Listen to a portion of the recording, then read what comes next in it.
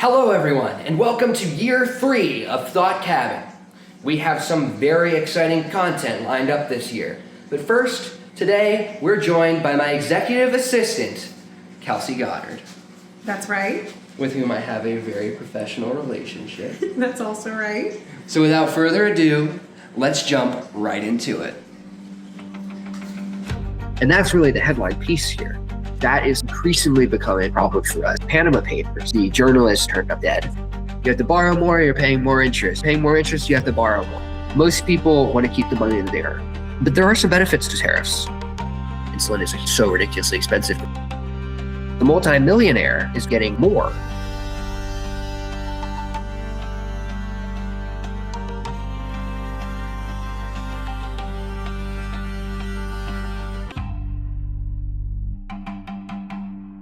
Before we get into the weeds of this discussion, I think it's really important that we kind of set a baseline of where we're coming into the conversation in terms of our background knowledge and our assumptions about the subject. So, Kelsey, as our audience surrogate, I'd love to hear from you sort of in layman terms, what do you already know about the federal budget? Why does it matter? How does it work? And sort of why should we care? Yeah, I probably know about as much about the federal budget as the average tax-paying American. I know that the process is kind of spread out across Congress and agencies, which makes it appear public on paper, but it's quite a bit harder to follow in practice. And most budget debates are actually about incentives and trade-offs rather than just straight up dollars. That's exactly right. There are a lot of different interest groups that are kind of jockeying for their respective project to be funded, or they're asking for certain treatment under the tax code or what have you. But a lot of times these conversations about the budget can get sort of abstract, and it's very easy to miss exactly why it matters to the average person. But it turns out that the federal budget really does affect every single American's life. Every time you collect a paycheck from your job and you see your payroll tax withholdings, every time that you drive on a publicly funded interstate highway, if you were to take out student loans or you hope to retire someday, all of these things are relevant. They're all baked into the cake of the federal budget. On top of that, there's another aspect of it that gets sort of alluded to in broad conversations, but I think that the average American is kind of left behind in the discussion, and that is the national debt. And I think that people hear about it, they know that it's a very large number. They don't really understand what that means or why it matters, let alone how it could be fixed as a sort of tangible problem. So I'm excited to get into how exactly the sausage is made. I've got a little presentation, and Kelsey, you're going to be asking me all sorts of questions as I'm going through and explaining this stuff. Mm-hmm. Right. This is a top-level look at the federal budget. I call it the federal budget for dummies. We're going to take a look at what it is, what's broken, and just maybe how it can be fixed. So I think that probably the simplest model for understanding the federal government is sort of like what you would do with a machine that you don't understand in engineering. You would kind of treat it as a black box, and you look at the inputs and the outputs. You put stuff into it, and then stuff goes out. So in the case of the federal government, we have something very simple. This is about the simplest model I could make, where on the left side with the inputs, you have your revenue. And that would be every form of taxation, but also fees and other payments that the government receives directly from usually Americans, but sometimes other parties as well. And then we also have borrowing, which is something I'm going to get into a little bit more in just a little bit. But the general idea is you take the revenue and you take the money that's borrowed and you turn it into spending. And we have two major categories of federal spending that are sort of the broadest categories you can sort things into. You've got discretionary spending, which is what Congress tackles every single year.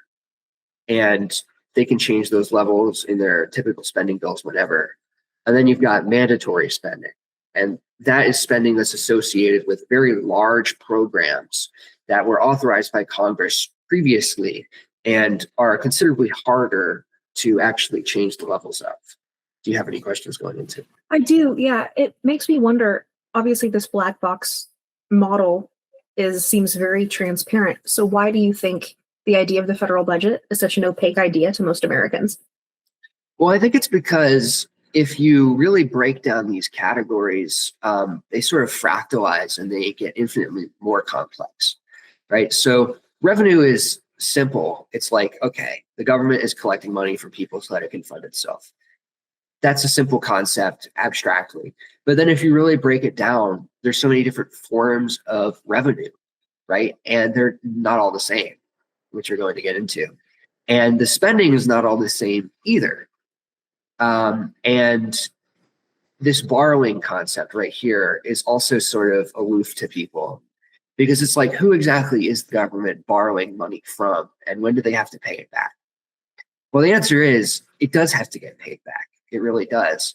All this stuff like, you know, you want to pave your highways, you want to get your Social Security to senior citizens, you want to send people to Mars, you know, whatever the case may be, that all does have to be tangibly paid for, right? And so if the taxes aren't going to cut the difference, which by the way, we take about $4.5 trillion in taxes and other revenue every year, but we have about $6.5 trillion in spending every year. So that's about $2 trillion of borrowing, which is what our deficit measures every year. And that is something that is actually increasingly becoming a problem for us in a way that I'm going to break down a bit. But let's again try and take one bite at a time of this sort of larger problem here. So let's look at revenue, because I think that this is probably a necessary first step. You have to understand what the government is working with in terms of what it's bringing in before you can start to look at what it's putting out, right? So the government has a whole bunch of different kinds of taxes and other forms of income that it collects. And the three largest categories, by comparison, the others are basically negligible. The three largest categories are corporate income taxes, Social Security and Medicare taxes, and individual income taxes. And these two here, corporate income and these entitlement program taxes, are pretty simple. They come directly off of either corporate profits in the first case or the paycheck that you receive from your employer in the second case. But the individual income taxes, which fund more than half of the entire government, are really where things start to get kind of complicated. So what do you know about income taxes so far? I mean, kind of just what you've described, very, very basic. They seem pretty straightforward. Mm-hmm. You understand the tax rates and everything. Mm-hmm. Like, okay, well, just in case, there's probably going to be a lot of people who are watching who don't. So it may seem simple enough on the face of it, sort of like, okay, you look at this table and it's saying that if you were to make $0 to $11,925 a year, you get taxed like 10% of your income would go to the government, right? But if you made like, you know, all the way at the other end, $626,351 or more as a single filer, then 37% of your income would go to the federal government, which is sort of a misconception because that's not exactly how it works. These tax rates are actually on the dollar amounts themselves, not on the person. So when you make, let's say, $60,000 a year, as an example, under the current tax system that we have, the first $11,925 that you make would be taxed at 10%.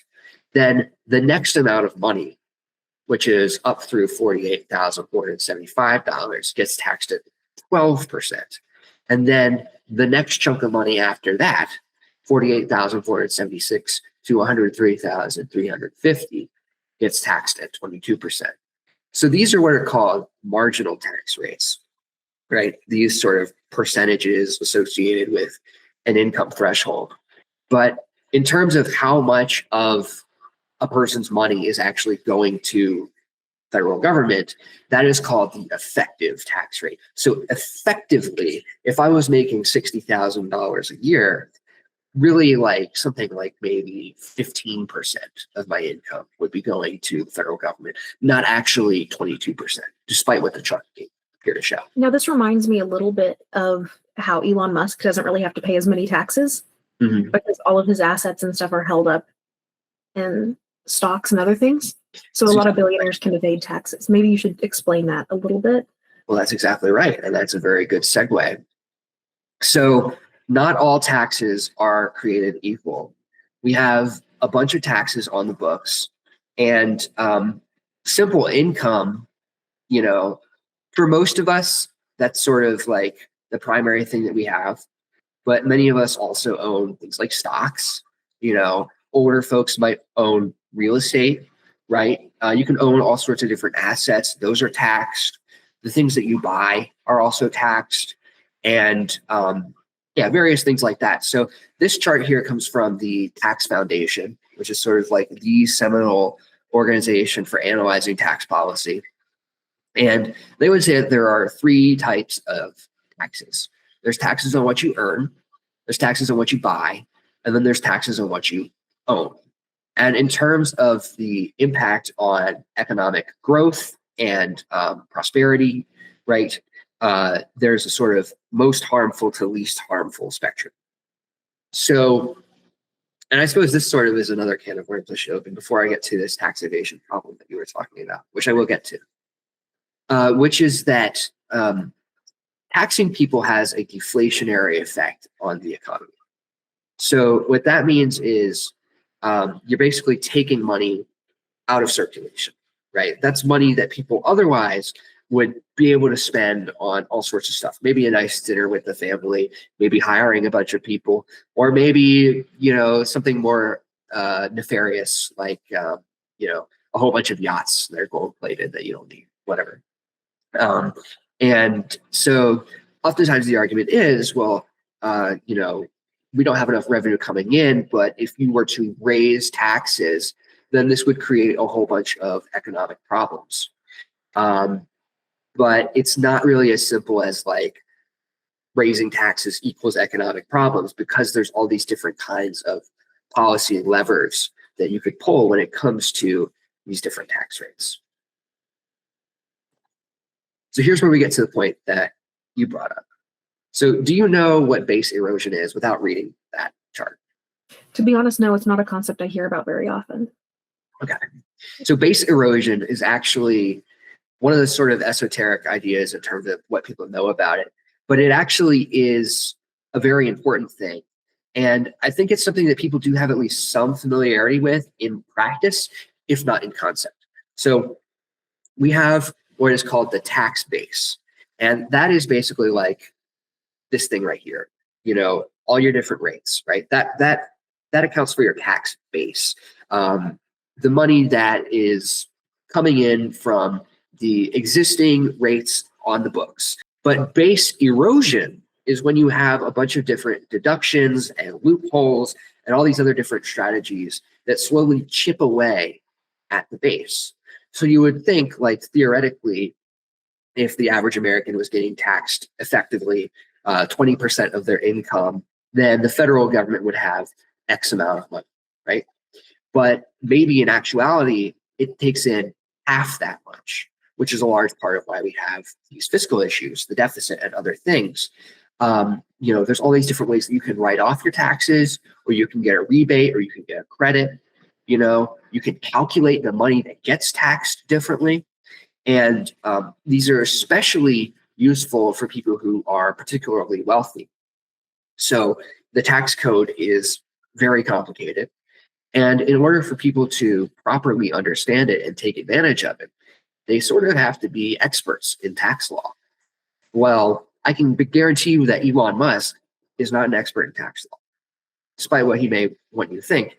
But I can also guarantee you that he is plenty capable of hiring people who are experts in tax law. The top lawyers from Harvard, or, all the best law schools in the world, who understand exactly how to calculate his wealth, his stock holdings, what have you, in such a way that he pays the least amount of tax.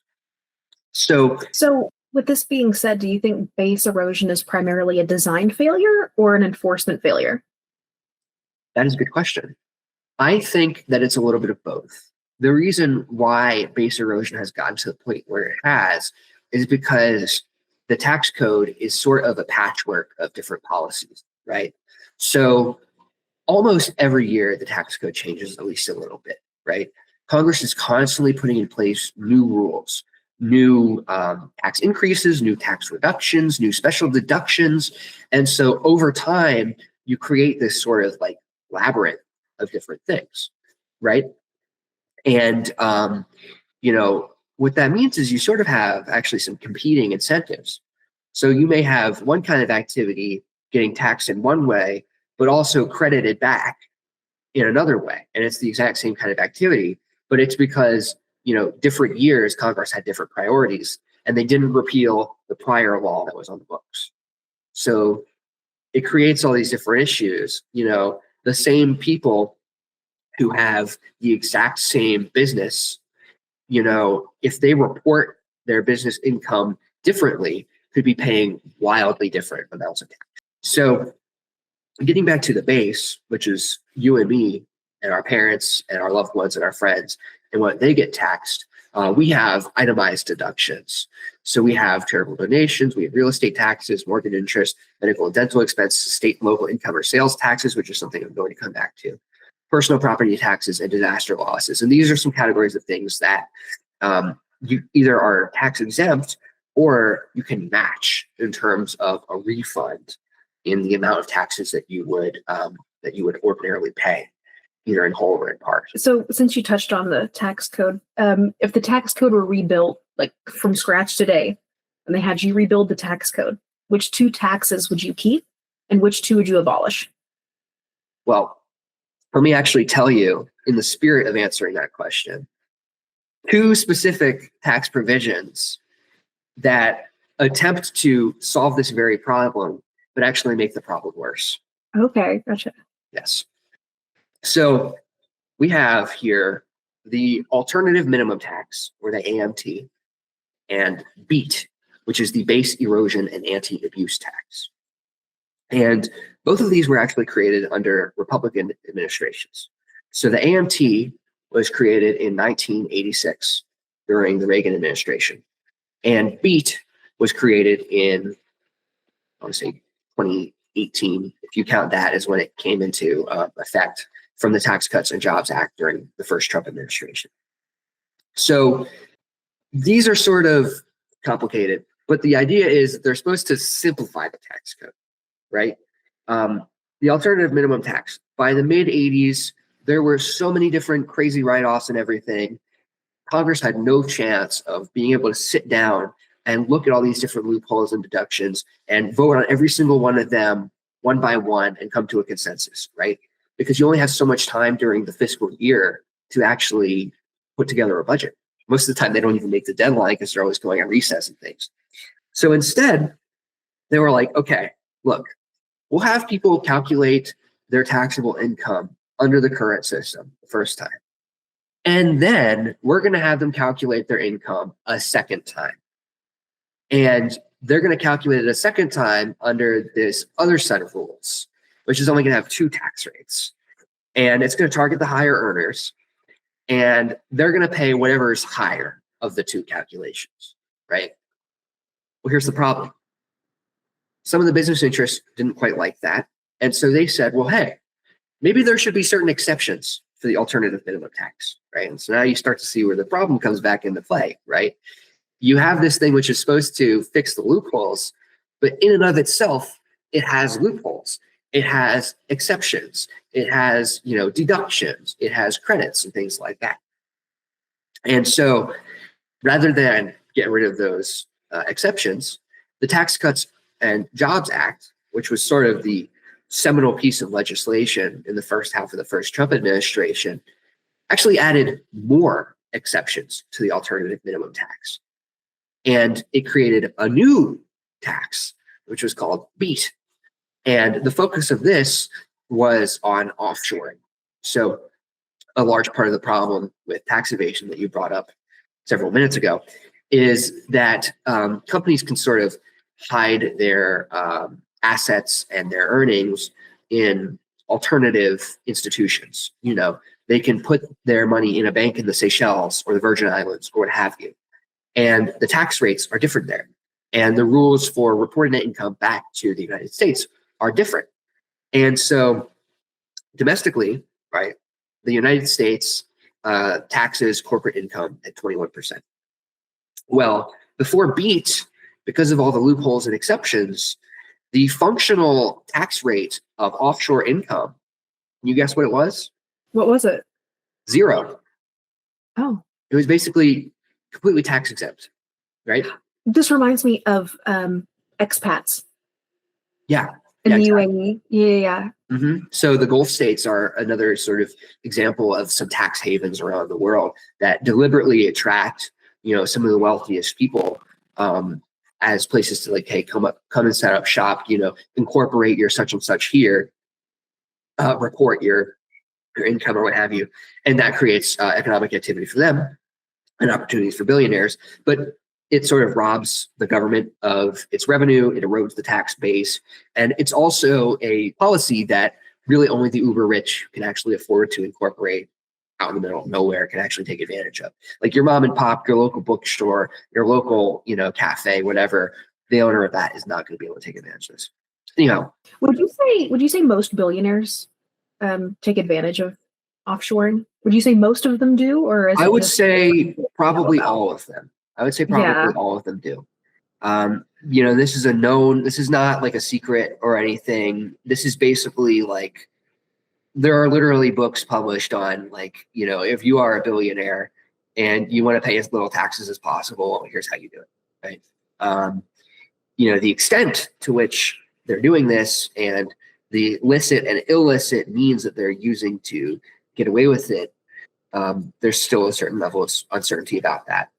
And to briefly sidebar, there was a slate of documents called the Panama Papers, which were released in 2017, which dealt with this very problem, looking at all the different wealthy individuals and institutions that take advantage of offshoring.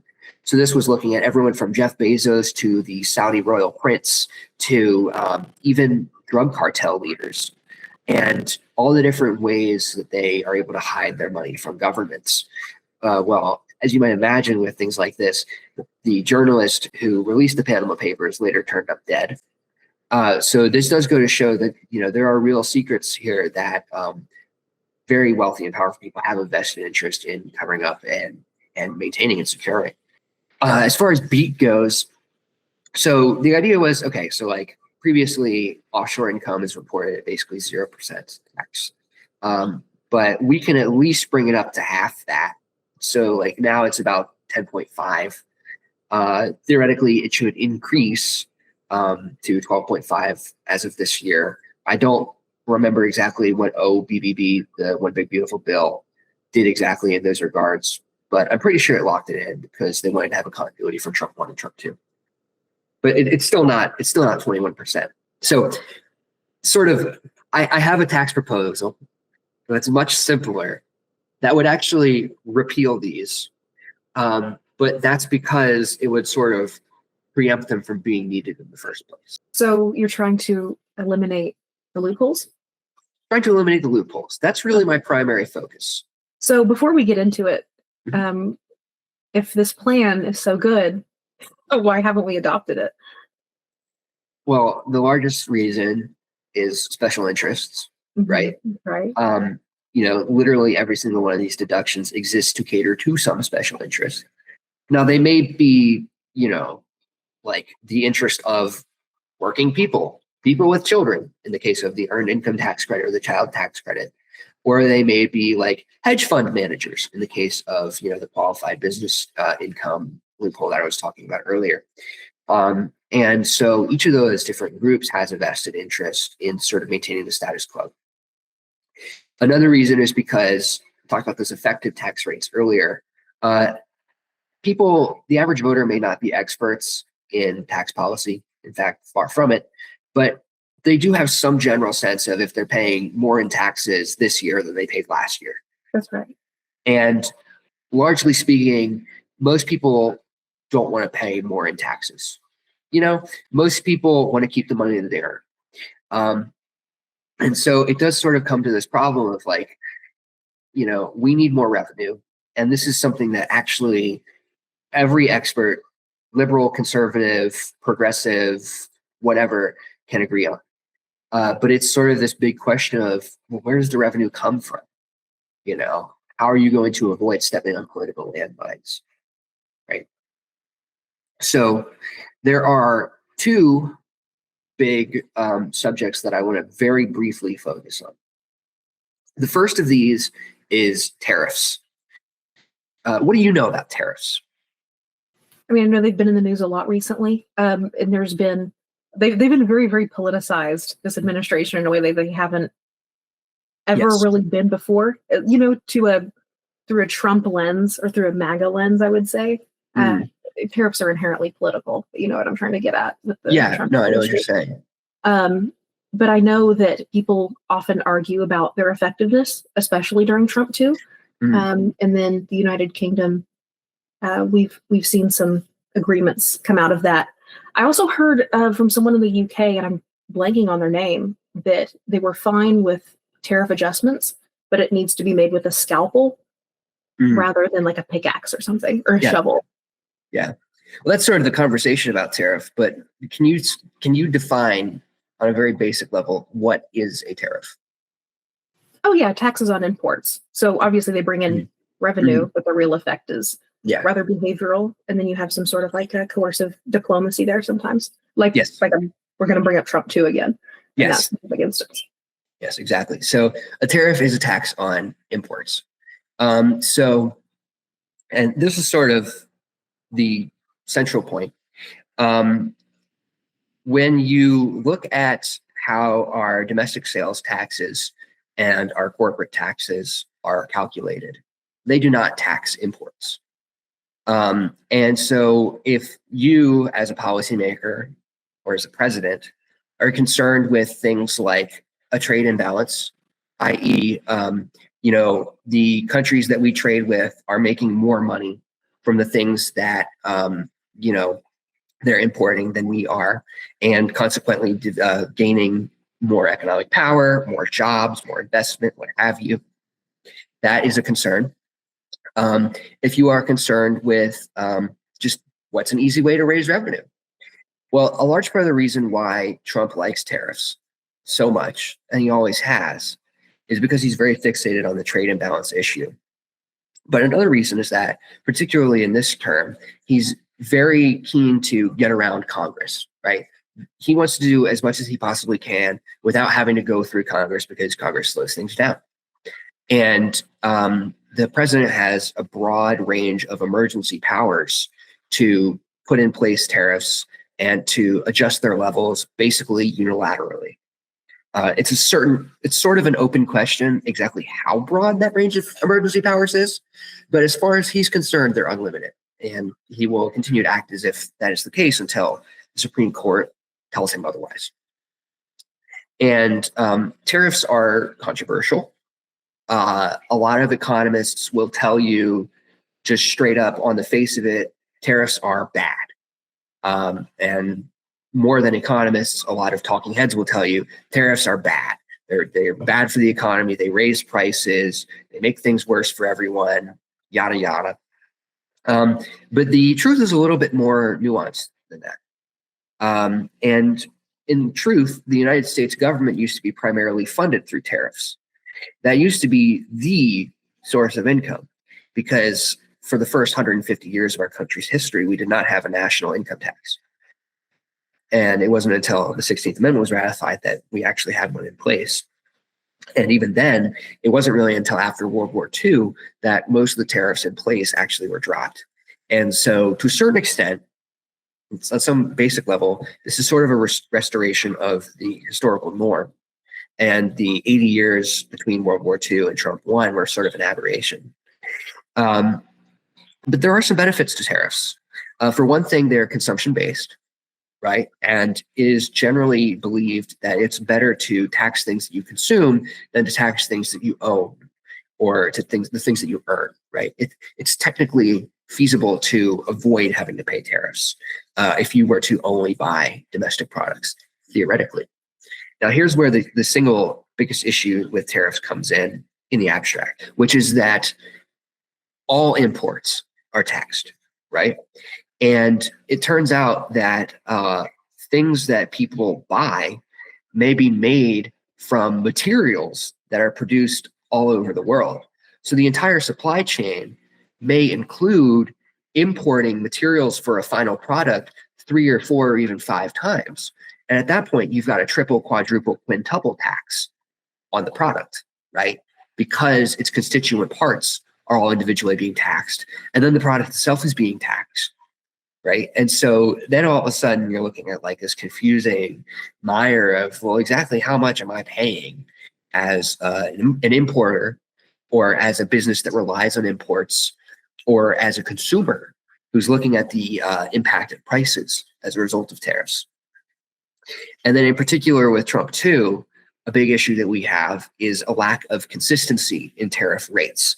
This has not historically been the case, but because the president is doing this all unilaterally, and because he's, I put this, kind of fickle,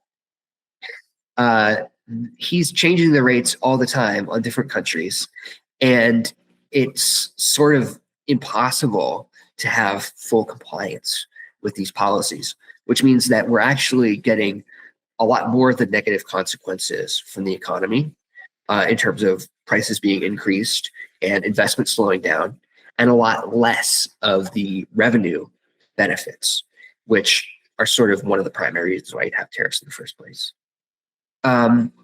So all this is to say, and this is very long-winded, I apologize. But tariffs, in theory, are not bad, but they can be done better.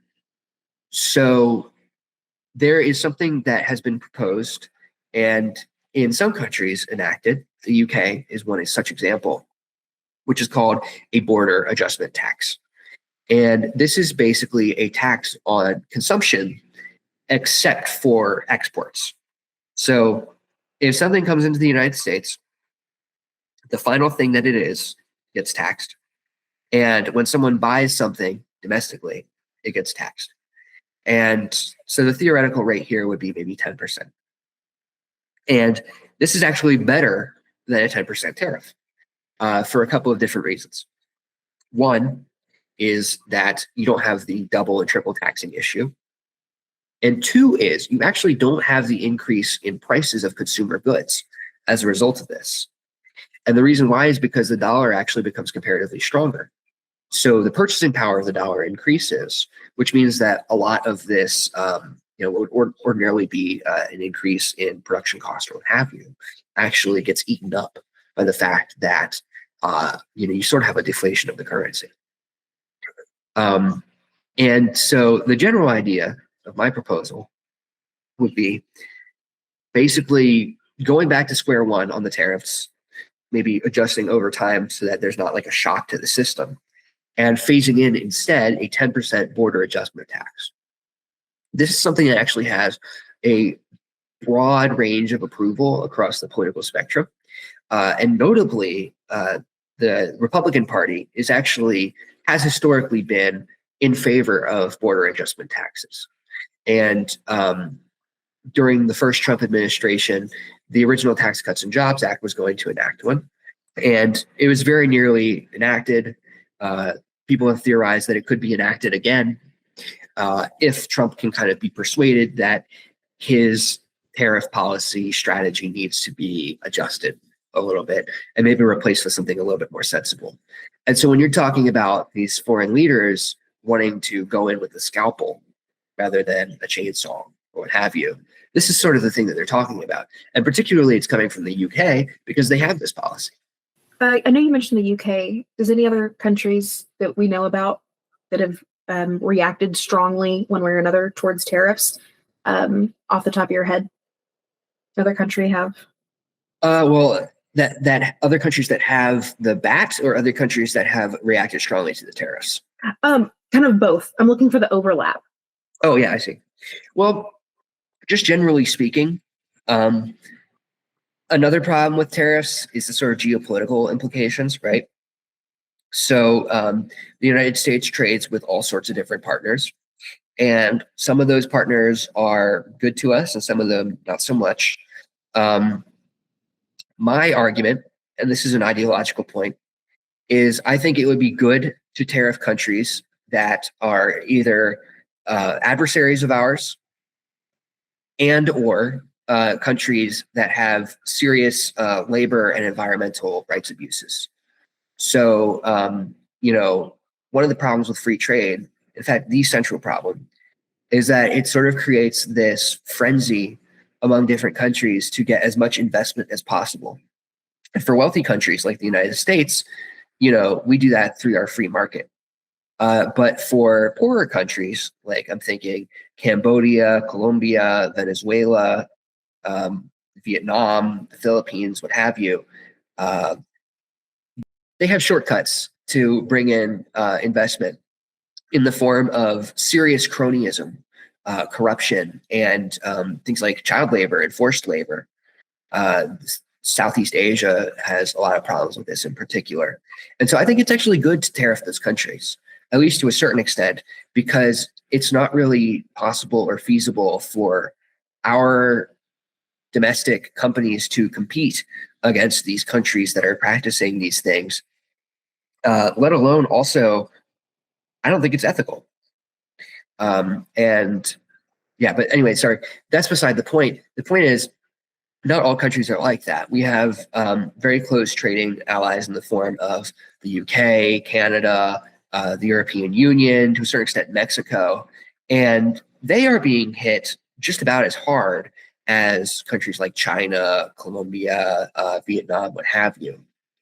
And they are sort of reacting like, dude, what's going on here? Why are you doing this?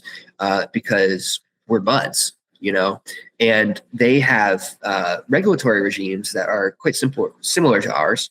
So we don't have to worry about, are we losing out on investment because they're practicing slave labor or what have you? You know what I mean? They are liberalized democratic countries. They have free markets. In some cases, they're considerably more regulated than ours, actually. So if anything, they're losing out to us. So that's kind of why they're upset.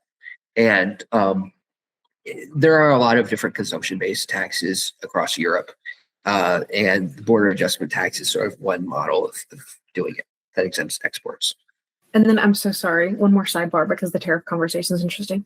Mm-hmm. So I was recently reading that COVID highlighted a lot of issues with international trade. Yeah. Because it highlighted different areas of weaknesses in Mm-hmm. the global supply chain. Yeah. Primarily chips. And then Yes. there's like entire CHIPS Acts and everything Yes. else. And so I was curious Yes. How tariffs were affected accordingly post-COVID. Mm-hmm. Mm-hmm. Yeah. So I mentioned that the United States used to fund its government primarily through tariffs, and how the sort of post-World War II era is sort of an aberration in comparison to that. So the founding fathers of our country were protectionists. That is to say that they believed that the U.S. government should be concerned with where it imports its goods from, and it should seek to be a net exporter. So they believed very strongly in tariffs. And they also sort of recognized some risks with free trade. They had some experience with being ripped off repeatedly by the king, being sort of used as a vassal state by the United Kingdom, right? By the United Kingdom of England. And they did not want to repeat that mistake. Well, after World War II, the lesson learned was if countries are sort of isolated from each other, then you can have, different ultra-nationalist movements that can lead to like imperialism and, basically what the Nazi Germany regime was, which was, expansionist and all these other things. So the lesson learned there was to go in the complete opposite direction, basically. To reject nationalism, to reject protectionism, to embrace free trade and globalization. And that was sort of the political status quo in both parties in the United States. Both Republicans and Democrats believed in the principle of free trade. That means no tariffs, That means you create agreements with just about everyone. And it was believed for some time that by expanding trade with adversarial nations like Russia or China, we would actually sort of remake them into our image, right? And as you know, and as many people may be familiar, there was a time where after the Cold War, many people in the ruling class sort of felt that it was time to bring an end to all undemocratic countries, and that democracy was going to flourish across the whole world. It was just a matter of time. It was the end of history. Like everyone's going to get with the program. Unfortunately, we were wrong about that. And so the bipartisan consensus has shifted. There's been a little bit of kicking and screaming along the way, but the Republicans and Democrats are starting to rediscover the wisdom of a certain level of protectionism.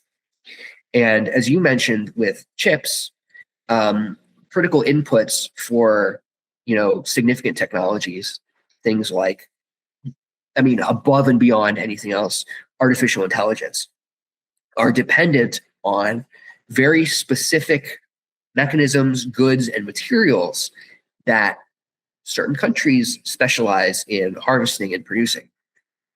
And historically, and really even contemporarily, China is the #1 producer and exporter of silicon chips, which are used in compute stacks for artificial intelligence. And that's sort of a problem because the United States wants to restructure its economy around more dependence on artificial intelligence. Well, if we are commensurately dependent on Chinese silicon chips, then we're, in other words, becoming increasingly dependent on China. And when you're dependent on another country economically, they have leverage over you, which is not something that we want. We do not want the Chinese government to have leverage over the United States for a variety of different reasons. So, the CHIPS Act was basically about sort of reshoring the semiconductor industry in the United States. It used to be the case that the United States had a strong domestic semiconductor manufacturing industry. It now does not. The United States used to have a strong manufacturing industry in many things that it now does not have as a result of 70 or 80 years of free trade policies. It was like, okay, why should we do all this manual labor? Why should we have manufacturing when other countries are willing to do it for cheaper? Well, turns out that if you get rid of all that stuff, then other countries have leverage over you, which is obviously not good. So, does that answer your question? Yep, sure does. Mm-hmm. Okay.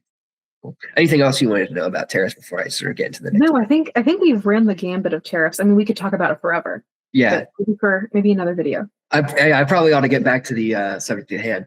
Maybe so. So anyway, income tax. So let me go back for just a second and refamiliarize you with the current tax brackets. This is what they look like. They adjust with inflation over time. So they sort of, these numbers will increase, but the percentages stay the same. So we have currently 7 tax brackets in place. That is to say, 7 marginal tax brackets in place that run the gamut from 10% to 37%. But we technically have 8, if you really want to be particular about it, because we have something called the standard deduction. And right now, this could be wrong, but off the top of my dome, I think that the standard deduction is something like $15,000 or $17,000. What that means is the first like $15,000 or $17,000 that you make actually don't even get counted under the standard deduction. So functionally, the tax value is 0. The bottom bracket is technically 0. And then it's the next $11,925 that you make that gets taxed at 10%, if that makes sense. So that's why if you are a young person like you or I, and you only have seasonal employment and you only make so much money, if you file your taxes, you actually get a pretty hefty return. In many cases, you get money returned to you. I've had up to $1,000 returned to me in the form of the state and local and federal taxes. So my concept is to reduce what is functionally 8 tax brackets and a whole bunch of different deductions into 4.5 tax brackets with considerably fewer deductions. So I call this the 10, 20, 30, 40 rule. This is sort of in the lineage of many other concepts that have been sort of popularized in the past. Herman Cain had his 999 and various things like that. Anyway, so you bring it back down to 4 marginal tax brackets, and you lower the standard deduction from 15, 17,000 down to 10,000. So you have these nice round numbers. It makes the tax code instantly much, much simpler and much easier to understand. So like if this were to be implemented in the next year, this would be in fiscal year 2026 dollars. These would be the rates. So $0 to $60,000, you get taxed at 10%, and including the standard deduction. 60,000 to 360,000, which is pretty much the entire middle class, that rate is 20%. 360,000 to 960,000, which is your sort of, upper crust 1%er types, that would be 30% marginal tax rate. And then $960,000 plus, which is, millionaires and billionaires, their income above $960,000 will be taxed at 40%. So that's a marginal tax increase because currently the top rate is 37%. Before it was 39.6 until it was changed by a Tax Cuts and Jobs Act. This would be bringing it up to a nice round number of 40.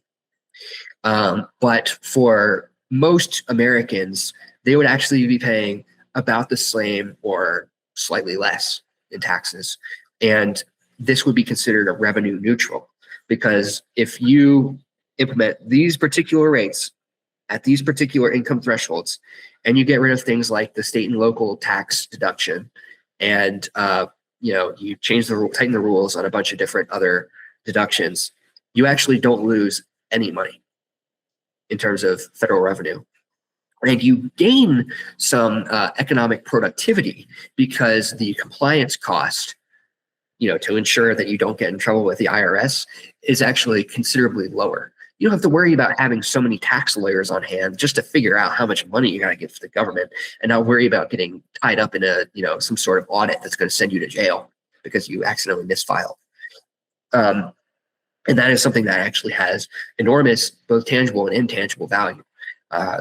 In the 2016 Republican primaries, a lot of candidates were like, we're going to simplify the tax code so much that you could do your taxes on a postcard. I don't know if you could do this on a postcard, but you could probably do it on a standard sheet of 8.5 by 11 printed paper. So we should test it. Yeah. So basically, it's a lower standard deduction would essentially broaden the tax base by pulling more income into taxation. Mm-hmm. So you effectively raise revenue without necessarily raising rates. That's exactly right. Yeah. You got it. Beautifully said too. Yeah. And, you still want to preserve some level of standard deduction. The reason why it's in place is for people like us who are seasonal workers, right? People who are usually still dependents or what have you, or just trying to get their start, in the world. And the general philosophy with progressive taxation, which is, higher tax rates the more you make, is that as you have more money, dipping into a larger percent of it hurts you less, right? So if you're literally only making $10,000 a year, right, and 1/10 of that is getting taken away from you, that hurts you a lot more than if you're making $100,000 a year and 10% of that is taken away from you, right? So that's kind of why we have the standard deduction. I argue, I don't think it needs to be as high as it is. I also think that we just need to simplify the tax code in general. And like you said, broaden the base and deal with this erosion problem. Any other questions about income taxes? No, I think we've covered it. Yeah. Cool. Okay. So we've dealt with the revenue problem. Now we have to deal with the expenditures. We've done with the inputs. Now it's time to talk about outputs. Okay. So most of the time when people are talking about the amount of money that the federal government spends, they're usually talking about discretionary spending. And in doing so, they kind of miss a large part of the picture. So it is a common misconception that the United States government pays more on the military than it does on anything else, for instance. And that comes from this problem of looking at only the discretionary spending. Again, this is only the amount that Congress is able to directly change every single year through its appropriations and reconciliation bills. And of that category, military spending is the largest, and by a significant amount. But it's far from the largest category of overall spending. And I am going to deal with some bloat in military spending that I think is low-hanging fruit that can be cut in a little bit. But I just want to say, like, pretty much everything that you think about as sort of a politicized or an issue that a politician will want to run on, like, again, sending someone to Mars or building some new bridges or I don't know, like starting an inquiry on racial reparations, or, if you wanted to go the complete opposite direction and build like 100 gold-plated statues of Christopher Columbus and Robert E. Lee on all the national parks, those would fall under discretionary spending. All the like conservative and liberal ideological this and that. But that is such a small piece of the pie, and I don't really feel like touching it for the most part. So we spend about $1.6 trillion. This was in 2021. Now it's about 1.8 per year on discretionary spending, which is just about exactly 25% of the overall spending that our federal government does. So that said, if everything that you can think about is being spent on discretionary, then where is all the money going? Do you know? Mandatory spending? Yeah, but what is mandatory spending? Like Social Security. Like Social Security. That's exactly right. So here is the larger picture of what's going on here. It may surprise many Americans to know that the single largest category of federal spending is actually healthcare. And the reason why that may be surprising is because, notably, the United States is one of the few countries that does not have a unified, universal public health care program. But we spend just about as much in terms of public money per capita as other countries like in Scandinavia or what have you do for their own universal healthcare programs. And that means that there's a lot going on there that could probably be trimmed. And the second largest category is Social Security. And then the third largest category is defense and military.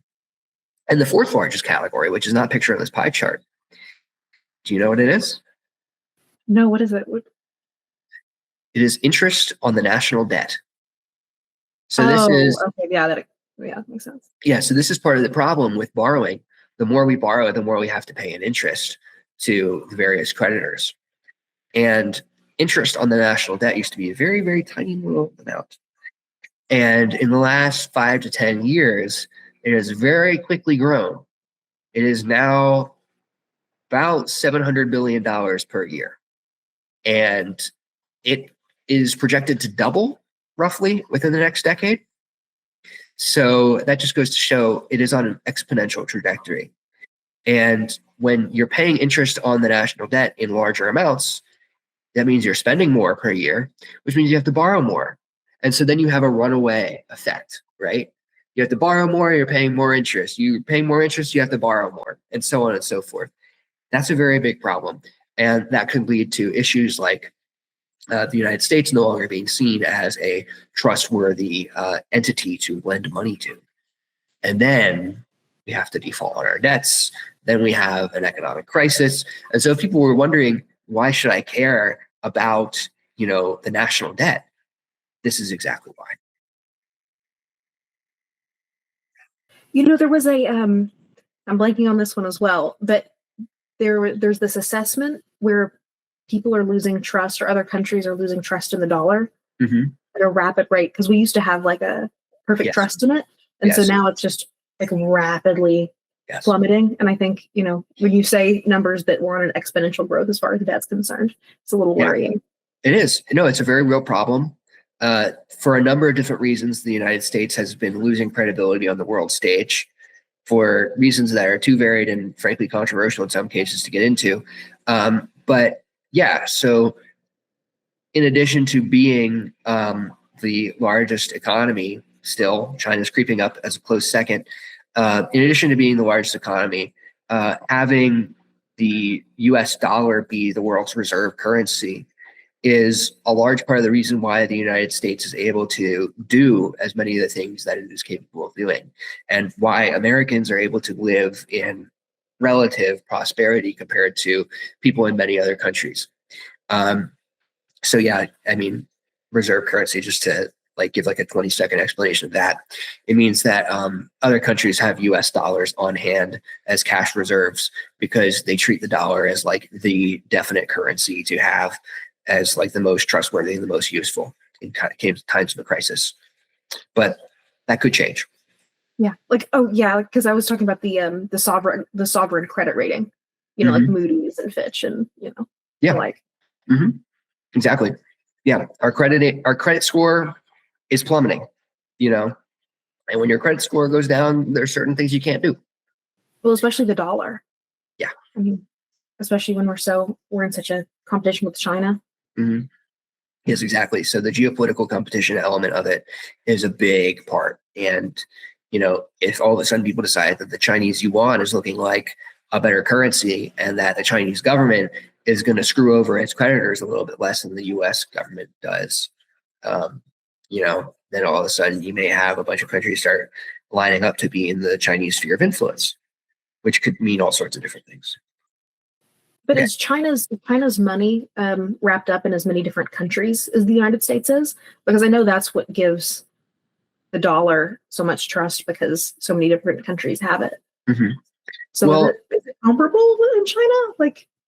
Well, so historically, no, but contemporarily, more and more so, yes. And this is sort of aside from the point, sort of the federal budget problem, but China's big focus is on the Belt and Road Initiative.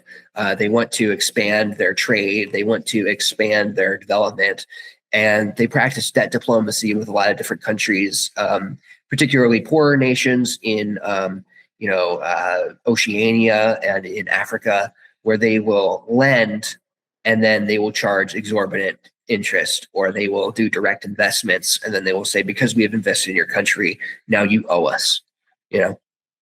So they understand. Been huge for Belt and Road Initiative. Mm-hmm. Yeah. So that is a very real and tangible issue for sure. Okay, so let's deal with Social Security. Social Security is considered to be the third rail of American politics. That is a phrase that was used during the W. Bush administration when he was trying to reform the program.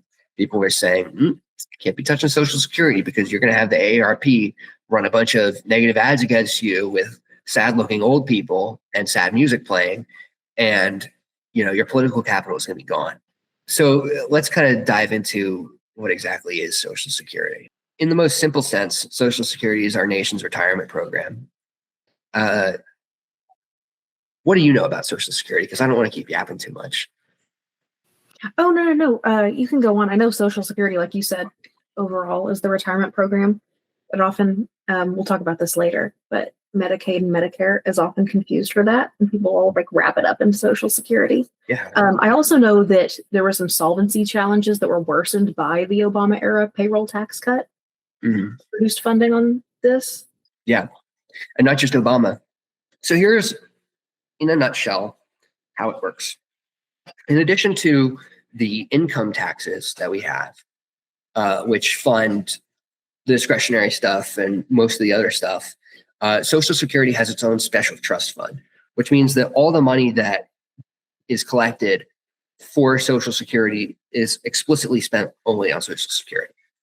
There's a specific mechanism for funding it, and that money is going to one thing and one thing only. So that's a 6.2% payroll tax. Every paycheck that you get, 6.2% of it is going to Social Security. And then that amount is being matched by the employer. So in actuality, it's something like 12.4%. That's the effective tax rate. But here is the catch. Here's the kicker. Earnings above $184,500 are not taxed on the payroll tax. So that is called the payroll tax cap. Simple name. So that's an interesting fact to keep in mind and hold in one hand. And in the other hand, you should hold that when the retirement benefits are paid out, the amount of money that is given in monthly installments is based on your past earning years. So what does that mean? Quite literally, the poor are subsidizing the retirement of the rich. So essentially, Social Security is favoring certain income groups over others. Yes, exactly. Because in large part, because we have this payroll tax cap. Mm-hmm. And the payroll tax cap is also a large part of what's driving the solvency issue. But there's more to it as well. So another thing that is a common misconception about Social Security, and the reason why it is so toxic to touch the idea of cutting benefits or changing the way that they're paid out, is because people think of it as different than other forms of entitlement programs, right? So welfare, food stamps, what have you, it's like, that's someone else, right? Like we can cut that, whatever.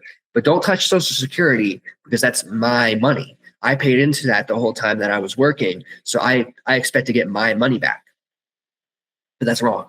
People who are currently retired, that retirement money is coming from the people who are currently working. And their payroll tax earnings are going into their retirement payments. And that's a problem because our population is aging, right? We have more people retiring. We have fewer young people being born and going into the workforce and what have you. So that's a large part of the drain. And it's expected that just by the year 2034, Social Security will reach a point where it is insolvent. In the past, there was some money accumulated, saved, set aside for a rainy day in the trust fund. Used to be that the payroll taxes covered, enough for everyone who was retired and then some. That money is dwindling, and it will run out by 2034, which is 8 years from now. And it will dwindle in a big way. The expectation is that in order to immediately deal with the solvency issue, there would have to be an across-the-board cut of 24% in monthly retirement benefits, which for some people is going to make a huge difference and lead to food not being put on their table. That is insane. Mm-hmm. Yeah, 24% cut. Yeah. I don't, because I mean, at that point, it would the entire government would be unstable. Yeah. I mean, if you think about like the value that Social Security has as a program to sort of the faith that people have in the federal government, yeah, that's another big issue, right? Or the faith they have in working in general. Yeah, exactly. Like I know that one day I'm going to retire, what have you. And the solvency issues are made worse by the One Big Beautiful Bill, actually, which was just passed, half a year ago. It used to be the case that the benefits that were paid out to seniors were taxed at a relatively large percentage and progressively so that if you made more in benefits, you would pay more in taxes. And the Trump administration took one look at that and they were like, oh, that's so silly. Why would you tax the money that people are already getting from the government, And so they were like, well, we're just going to cut the taxes on Social Security. That was one of their three big things, right? No taxes on tips, no tax on overtime, no tax on Social Security. That was like part of their mantra when they were running throughout the campaign. And there still is now this side of OBBB, a bit of a tax on benefits, but it's been sliced in half. And this is a large part of what has accelerated the solvency issue and pushed forward the window to closer. Because, like I said, generically speaking, the trust fund is funded by people who are currently working. And there's a significantly larger pool of people who are retired. If you can gain back some of that money in a non-intrusive way from the people who are retired, then that actually supports the longevity of the trust fund. And if you get rid of it, then you have less money set aside for the future generations. people like you and me, and our parents even to a certain extent. And this is, I mean, this is 2034. It's yeah, it's not a long way off at no, all. exactly. My dad turns 67 in 2034, which is the age where your retirement payments come out, right? So this to me is salient. This matters. Mhm. So that being said, if Social Security is the third rail of American politics, but yet it also has this looming issue, how do we deal with it? All right, so this comes from the Committee for a Responsible Federal Budget. Those guys are cool. They have a lot of different, like, in my opinion, fun interactive tools where you can basically like calculate what would happen if you made different federal budget changes and things like that. So basically, I have three simple solutions. They are at least simple on the face of it. The first of the three would be to eliminate the payroll tax cap. That is to say, rather than no longer taxing earnings above whatever it was, $187,500, you just tax all the earnings, and that actually gets you half of the way to keeping Social Security completely solvent forever. The rest of the way, you have COLAs, which are cost of living adjustments. They are sort of increased at a slightly higher rate than actual inflation would have you think. And so if you do what's called chained CPI, Consumer Price Index, the basket of goods that the Federal Reserve and the federal government use to figure out how much the dollar is actually worth. If you change the way that inflation amount is calculated, then you are changing how much the cost of living adjustment is being doled out and making it a little bit more realistic, and also keeping that growth over time from getting out of control. And then also doing what's called means testing, which is where you look at it and you think, okay, yes, we like the idea of everyone getting a Social Security check, in the mail every month. That seems like equitable, what have you. But let's also think about this. The point of Social Security is to keep seniors from going into poverty because they're no longer working. There are people who have hundreds of thousands of dollars and millions of dollars and even billions of dollars in assets, in intangibles, in all sorts of different things, who are still getting monthly checks from the government. And they've got Roth IRAs, they've got 401ks, they've got all sorts of different options. They've got, stock dividends and everything else. And so it's sort of an open question of, what are we doing? Like, why exactly are we still giving them all this government money? And so the third and probably most controversial of the three solutions that I proposed is to slow down that benefit growth for the top half of the earners, so that over time, you're not increasing it so much, basically. Yeah. So according to the Committee for the Responsible Federal Budget, with these three provisions in place, look at that. The Social Security solvency line goes from this disturbing plummet off of a cliff to a nice, happy little straight line. And there are some benefits that could be reaped from that. You could actually lower the payroll tax rate a little bit once you've got more money in the system. And then people will feel like they're getting taxed a little bit less. So that's another benefit. I was going to ask, so Medicaid is run by states with federal support. And so I wanted to ask if that created unfair differences in who gets care depending on where they live. Oh, yeah. Well, that is a good question. We should say that for the next slide. I'm just trying to come up with a segue to get into the next subject. I think you covered it. So payroll taxes, as you know, fund Medicare and fund mandatory spending. But is that enough in the long run? Like, what happens when the trust fund runs dry? Like, if that's... Yeah. Maybe we should focus more on what happens in 2034. Mm-hmm. Yeah, absolutely. So incidentally, Social Security is not the only mandatory program with a trust fund. Medicare also has its own trust fund. And Medicare and Medicaid are, those are the programs that make up that large category that I called health earlier, which is the largest spending category in the federal budget. Medicare and Medicaid are often confused for each other. They are distinct programs. Medicare is a fully national program that has, like I said, its own trust fund. It is also funded by a payroll tax. It is mostly for retired people. So this kind of goes hand in hand with Social Security in terms of you're paying for it when you are working. When you retire, you're supposed to get it. And I don't think I have it written down, but they're racing towards Insolvency too, roughly at about the same time as Social Security. Because the program has expanded its pool of people who qualify to receive care. So, people with disabilities, people who are low income, what have you, also have, in some cases, qualified for this program. Payroll taxes are the only thing that pay for Medicare.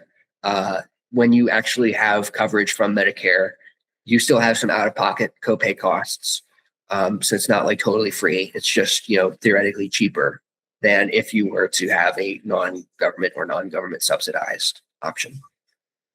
But another thing that's driving the trust fund insolvency issue is cronyism. So again, the United States does not have socialized medicine, but we don't really have a healthcare free market either. We have a mixed public-private system. And in some cases, such as, Medicare has parts A, B, C, and D. Well, Medicare C and D are actually provided by private companies. It's insurance from private companies, but it is subsidized and funded by the federal government. And there is a ridiculous, almost unfathomable amount of waste going on, which is driving this program towards insolvency and will create a lot of issues for people in the near future. And then another issue is Medicaid. So Medicaid is sort of operated on the principle of federalism. You have the federal government, which apportions some amount of money through typical means. It's not through a trust fund, not through a payroll tax, but just from the general pot of money that, things come out of. And so some parts of Medicaid are actually discretionary. And Medicaid is mostly for the poor and the disabled. And also there's some, long-term care for elderly people as well. And so there is sort of this overlap between the pool of people that qualify for Medicare and the people who qualify for Medicaid. When they were both conceived, that wasn't supposed to be the case. But as the programs have expanded, it has become the case. So it used to be Medicare was the retirement program, and Medicaid was the sort of low income and like low socioeconomic status program. And now they've sort of meshed together a little bit. And there really aren't copays for Medicaid. They basically want to reduce the out-of-pocket payments to as close to zero as possible. And the insurance is entirely run by the government.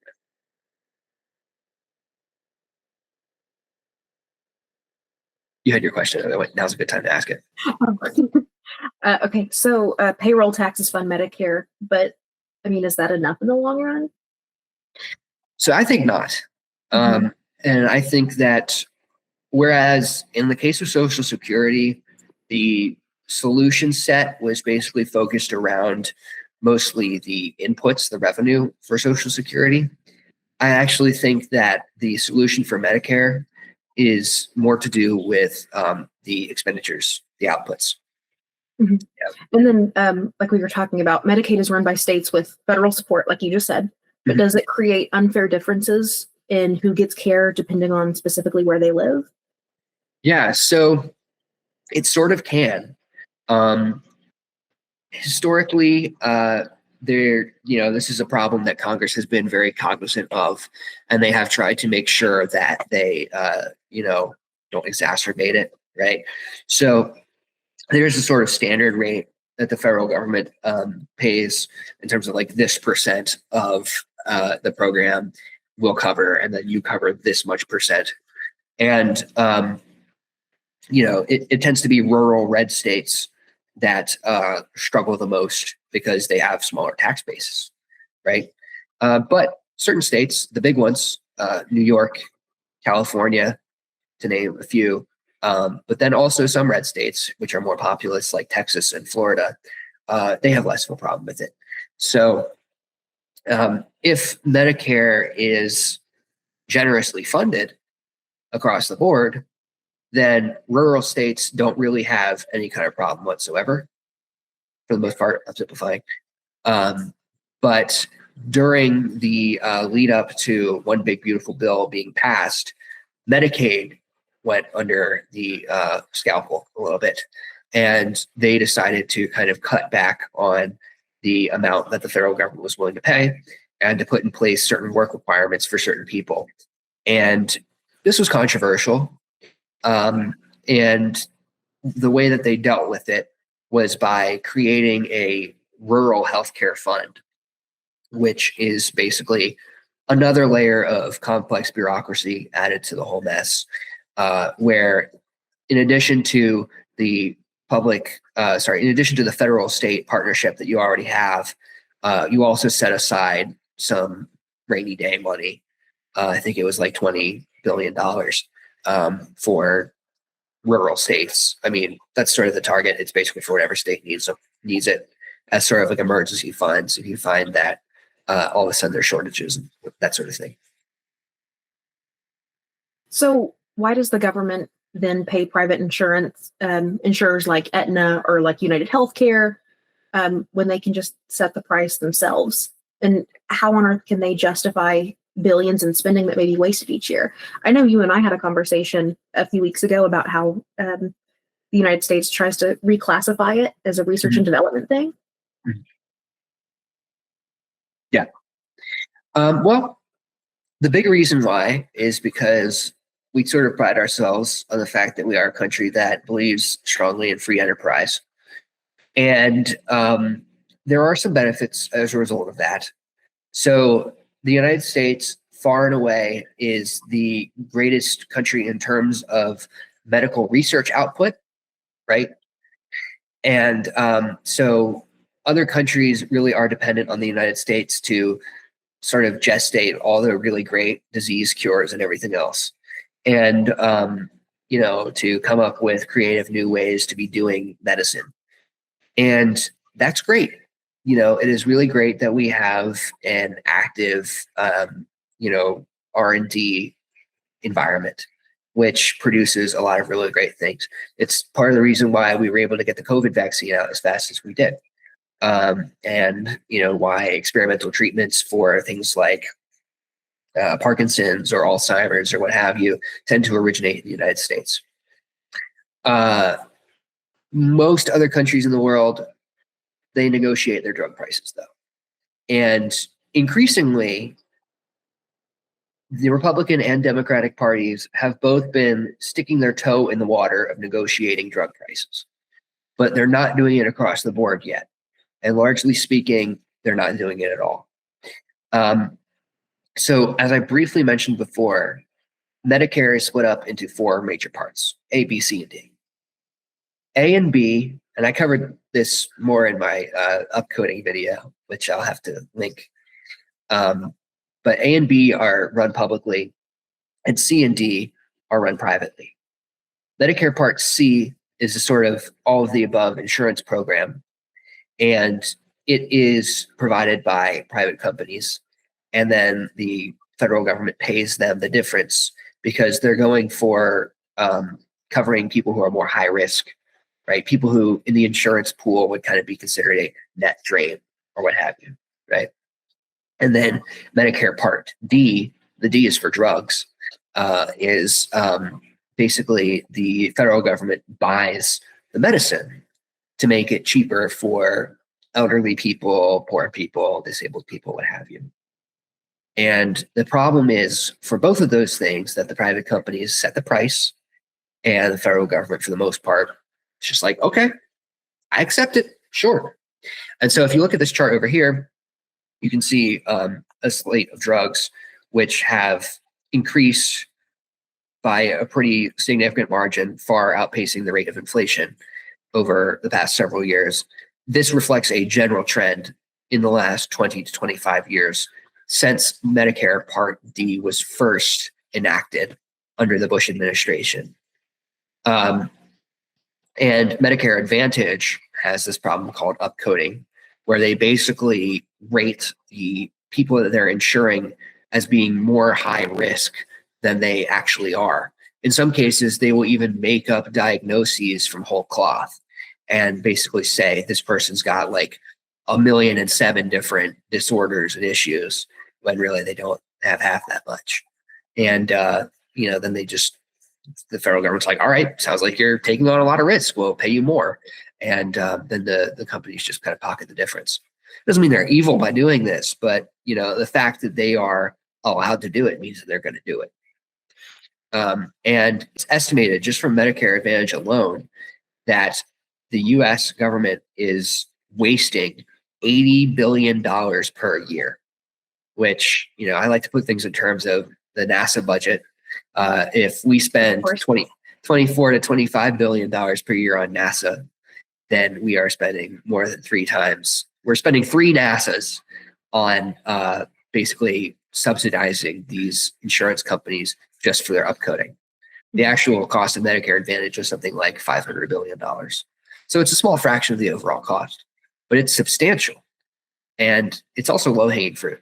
There was a bill called the No Upcode Act, which was a bipartisan co-sponsorship, and it sort of died in committee because it is sort of incumbent on the congressional leadership to bring these things to the floor.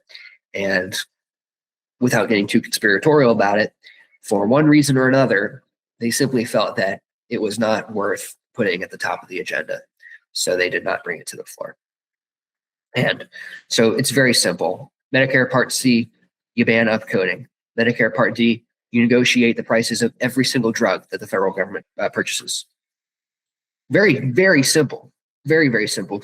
And if you do this, you recoup somewhere between 110 and 120 billion dollars per year, which actually is just about enough to keep the program solvent for several more decades. So it's relatively simple. It's just, again, how would you even begin to establish that infrastructure where we would start negotiating drugs? Oh, we have it within Medicare itself. Basically, before they make the purchase, they would say, hey, listen, Pfizer or what have you, before we buy your Jardiance, which is, an example of a drug that is being negotiated, we're just going to say this, like, we're not going to buy as much as you're trying to sell to us unless you cut the price by this much. We're not going to buy insulin from you. Insulin is a huge issue for people who are diabetic because it's just so ridiculously expensive compared to the production cost. We're not going to buy insulin from you unless you cut it a little bit closer to the actual production cost. Look, you can still profit off of it. That's fine. But, you do not need to have a 400% profit margin on a drug that people need to live. And, they're not negotiating the price of the drug across the board, right? But they are negotiating it strictly for the drugs that are being purchased for recipients of Medicare Part D, which would be enough to have a competitive pressure on the overall market. So people who are not Medicare enrollees would benefit from this, as a matter of fact. So yet another reason why this is a good thing and kind of a knock out the park sort of idea. So there doesn't even need to be a dedicated infrastructure or framework to negotiate the drugs because it exists within Medicare itself. And they're already doing it with like 10 different drugs right now. Trump signed an executive order a couple months ago that like expanded the pool from 5 to 10. But come on, we can do it for all of them. Like, it's just that simple. I mean, it may take a little longer to, provision the drugs. But do you see it going in this direction in the future if we've already doubled? I think so. But I would say that the pace of it is not really, it's not being adopted as fast as it ought to be. It's being adopted very, very slowly. And it's sort of a head scratcher as to why. Okay. Now we get to the part that maybe people find more interesting. I don't know. The military. I find that people who are more reticent to look at cuts to healthcare are much more willing to look at cuts to the military, and vice versa, right? And one thing that I'm very cognizant about is I understand, A, You do not want people who are vulnerable to lose their health care, right?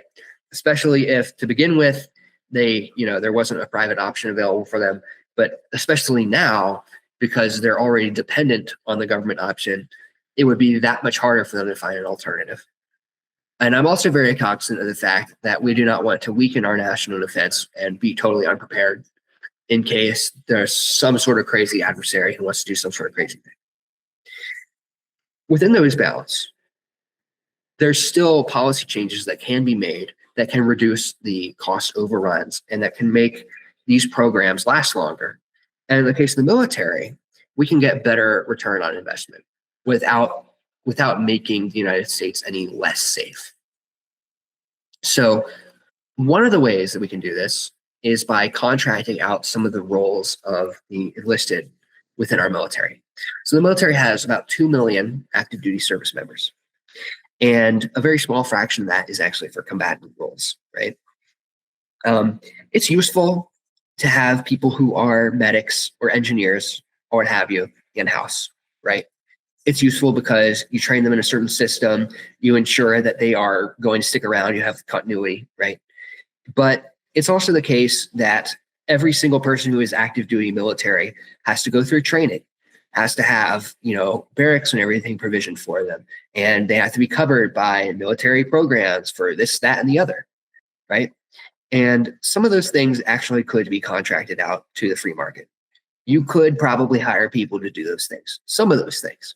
And the safe estimate is around about 20 to 25% of that you could do through private contractors.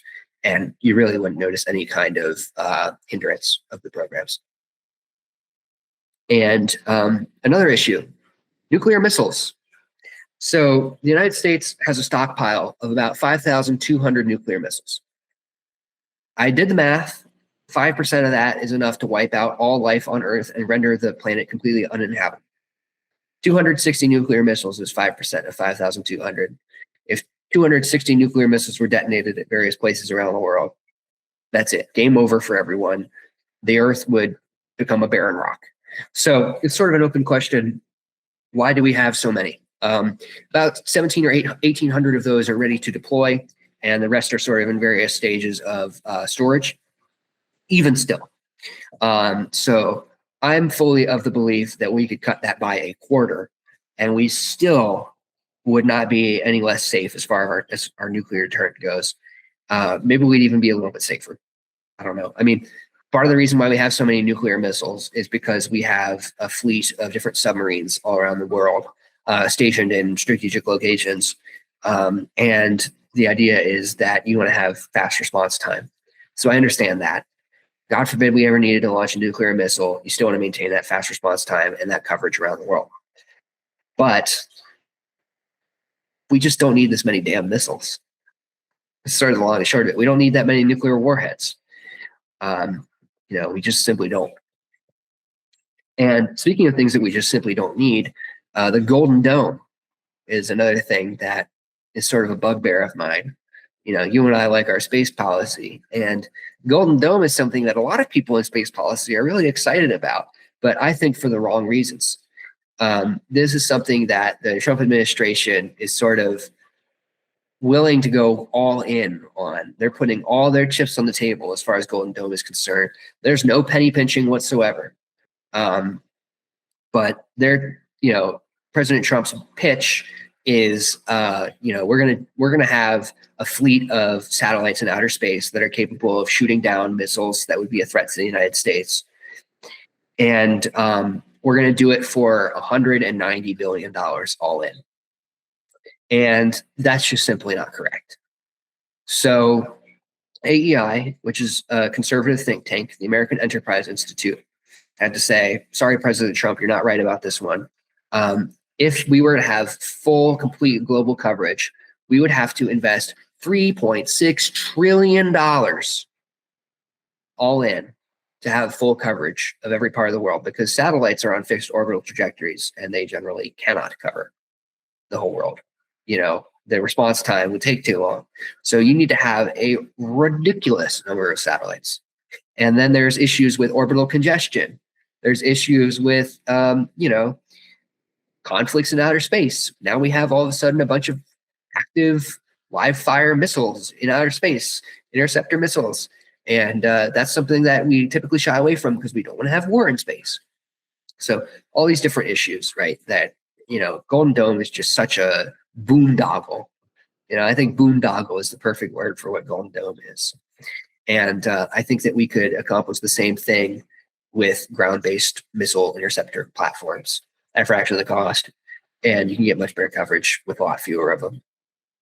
I mean, maybe the idea of a bunch of ultra-high powered weapon satellites is cool. It sounds like a sci-fi thing, but it's just not practical. And I think that to a certain extent, the Trump administration realizes this, at least some of the people who make the policy, maybe not the president. And based on what they're actually committing to, they're not really going to do global coverage. They're going to do something much less than that. And the actual estimate for that is about $500 billion, which is still considerably more than they've estimated. There's a book that kind of talks about the link between military spending and healthcare spending. Mm-hmm. And it's by Peter Harris, and it's called Why America Can't Retrench and How It Might. And it goes into how the United States focus on primacy, specifically with military spending, is affecting healthcare and Medicare. And it's at the detriment of the U.S. people. Yeah, absolutely. And I could go further and also point out the fact that we subsidize indirectly the healthcare spending of other partner countries, particularly through NATO. Historically, the United States has disproportionately contributed more to collective defense, which saves those European countries from having to spend so much of their own money on defense. And in turn, that they can manage their large welfare states and their universal healthcare programs. And that is something that is subject to change now because Trump is putting a little bit more pressure on the Europeans to, pay their way and maintain their commitments. They're supposed to pay 2% of their GDP on the military. In many cases, they've come woefully short. So now Europe is rearming. That's good for us. Kind of creates some problems for Europe. Not going to sugarcoat that, but that's their cross to bear, to be honest. The United States, according to Article 5 of NATO, you said the 2% GDP. The United States actually pays more, if I'm not mistaken. Considerably more. The target in the United States historically has been 4%. That's right. Yeah. Okay. So I've yapped for a very long time. So I think it's time to kind of bring things back towards some sort of wrap up. So I'm calling this my big, beautiful plan. If Trump can call his stuff big and beautiful, so can I. So in addition to some of the things that I laid out, there are certain other things that I think would be relatively easy to accomplish and actually not super bad for our economy, even though they would, lead to more of a tax burden. So one of those is simply tax compliance enforcement. We know that there are tax cheats in the world. We know that most of the rich, frankly, are tax cheats. That's just kind of an open secret. And a large part of the reason why there's,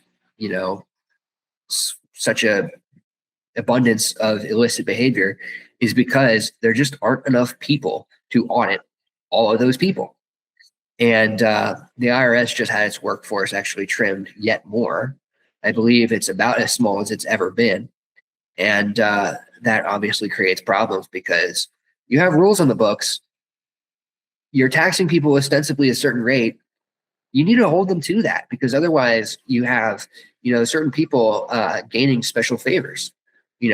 If you're the sneakiest, if you are, the best at hiding your money, then you have a special advantage, right? That's cronyism. And so if we believe in equal treatment under the law, then we have to have full enforcement of the tax code. And if it's simplified, well, that makes things easier. Now, the only reason why you would, not want to get audited is because you're a tax cheat. If it's so simple that you don't need to worry about accidentally screwing things up, the only reason why you'd be afraid of an audit is because you're intentionally screwing things up. And then another thing, and this is sort of my trademark, special, unique plan idea that I don't think you're going to find anywhere else, is taxing corporate behavior. I think that behavior-based taxes on corporations is probably better than a blanket tax on their profits. And most economists agree that corporate taxes are not the best. If I zoom all the way back to the very beginning of this slideshow, you'll remember that the Tax Foundation said that the most harmful tax on what you earn in terms of economic productivity is corporate income taxes. But if you tax certain behaviors, you have a benefit of gaining revenue in a less economically harmful way, while also changing the incentive structure to encourage better behaviors. So the two things that I think should be taxed are stock buybacks, which is when a company buys its own shares of its company, right? So like, Walmart, right? They just got a big tax break. What are they going to do? Are they going to hire more workers? Are they going to pay their workers more? Well, that takes some time. It's really quick and easy for them to just go ahead and buy more shares of Walmart. Walmart buying shares of Walmart, so that the price goes up, and investors are looking at that as a signal of, wow, Walmart's really doing well, And there's some value to stock buybacks somewhere in there, but taxing them actually would probably be a good idea because we can create a little bit of a barrier to entry so that it's not the first thing that a company thinks to do. We can gain some revenue from it, and we can ensure that people are really doing it more so when they only need to. And it's the same thing with corporate acquisitions. When one company buys part of or a whole of another company, again, there's value to that. There's economies of scale. I get it. But this is another thing where our economy is so driven by financial activity rather than like building things that, it's like the first thing that a company turns to. It's like, oh, we want to have a good quarter. Let's go buy someone. Let's buy someone out. And that leads to very obviously monopolization and consolidation of corporate power, which is bad. And so I would say tax the behavior, not the earnings. And if you do this, you can actually make a pretty substantial corporate tax cut. My recommendation is from 21%, which is the current rate, down to 18%. I think that's reasonable. And it actually puts us in the lower quartile of corporate tax rates around the world. So it makes the United States a more attractive place to invest and do business. I see, because that was going to lead into my question saying, like, could this type of taxation plan lead to companies moving operations overseas? And how might policymakers prevent that? Well, yeah, I mean, so, certainly it is discouraging a certain kind of investment. And if, corporate leadership is feeling like this is the thing that they have to do, they may be a little ticked off about having to pay more, but, you kind of lessen the sting of this by making a trade-off where, okay, so I looked at it, and if you do a 10% fee on stock buybacks and a 10% excise tax on corporate acquisitions, then the federal government is taking in about $60 to $70 billion more per year. And in that case, well, then you can reduce the tax burden through the corporate tax cut and take in $60 to $70 billion less, through corporate taxes, and you're alleviating the burden, right? And it's actually much more of a windfall for the companies if you take those two policies together than the cost that's associated with the increased fee for the stock buybacks and the corporate acquisitions. So on net, they're actually gaining while the federal government's not losing any money. So again, win-win.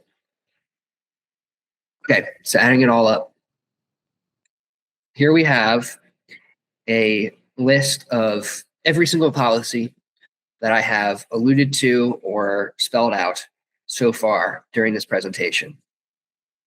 And if you look at it, the headline piece here is that we reduce the deficit by $8.74 trillion, which is pretty substantial. That means about $874 billion per year is reduced in the deficit. So right now we have a $2 trillion deficit, roughly speaking.